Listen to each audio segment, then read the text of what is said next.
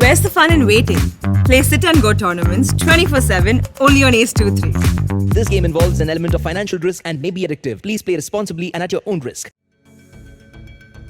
कोविड-19 के नए केस में मामूली बढ़ोतरी हुई है। एक दिन पहले कोरोना के 10,000 से ज्यादा नए मामले सामने आए थे। अब ये आंकड़ा 11,000 के पार पहुंच गया है।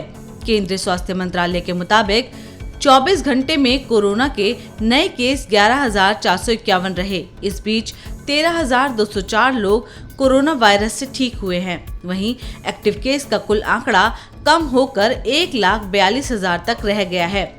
ये आंकड़ा 262 दिनों में सबसे कम है। देश में दिल्ली, यूपी, उत्तराखंड, राजस्थान, जम्मू कश्मीर सहित 25 राज्यों और केंद्र शासित प्रदेशों में एक्टिव केस 1000 की संख्या से नीचे हैं। वहीं सबसे ज्यादा सक्रिय मामले केरला, महाराष्ट्र, तमिलनाडु, वेस्ट बंगाल, असम, मिजोरम सहित 8 राज्यों में हैं। हालांकि फेस्टिव सीजन में कोविड नियमों की लोगों ने जो अनदेखी की, उसका नतीजा सामने आया है। 2 दिन में ही कोरोना के मामले बढ़कर नोएडा में 3 गुना हो गए हैं। इससे सक्रिय मामलों की संख्या में तेजी से इजाफा हुआ है। साथ ही जिला प्रदेश में सबसे ज्यादा सक्रिय मरीज के कारण नोएडा पहले स्थान पर पहुंच गया है। अभी दिल्ली को कोविड से राहत मिली ही थी कि प्रदूषण एक नई मुसीबत बनकर आ गया। डॉक्टरों का कहना है कि प्रदूषण की वजह से न केवल कोविड संक्रमण को बढ़ने में मदद मिलेगी, बल्कि बीमारी भी ज्यादा होगी और सिवियरिटी भी ज्यादा होगी और वेंटिलेटर सपोर्ट में ज्यादा मरीज जा सकते हैं। इस मामले को लेकर एम्स के डायरेक्टर डॉक्टर रणदीप गुलेरिया ने भी अपने बयान में चिंता जताई है। उन्होंने कहा कि जब प्रदूषण होता है तो कोरोना ज्यादा समय तक हवा में रह सकता है। जहां पर प्रदूषण ज्यादा होगा वहां पर कोरोना का खतरा ज्यादा है। अमेरिका में इस पर स्टडी हुई है। कोरोना वायरस प्रदूषण के कण से चिपक जाता है और इस वजह से ये हवा में ज्यादा देर तक रह सकता है। कोरोना और प्रदूषण एक साथ होने पर बीमारी का डबल अटैक का खतरा है।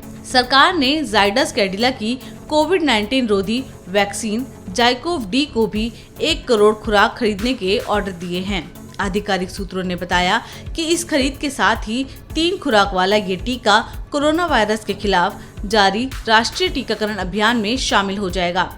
सरकार के इस कदम से साफ है कि स्वास्थ्य मंत्रालय ने देश में विकसित दुनिया की पहली डीएनए आधारित कोविड-19 रोधी वैक्सीन को टीकाकरण कार्यक्रम में शामिल करने के लिए हरी झंडी दिखा दी है। जाइकोव डी देश में ही बना पहला ऐसा टीका है जिसे औषधि नियामक की ओर से 12 साल या उससे ज्यादा उम्र के लोगों के टीकाकरण के लिए मंजूरी दी गई है।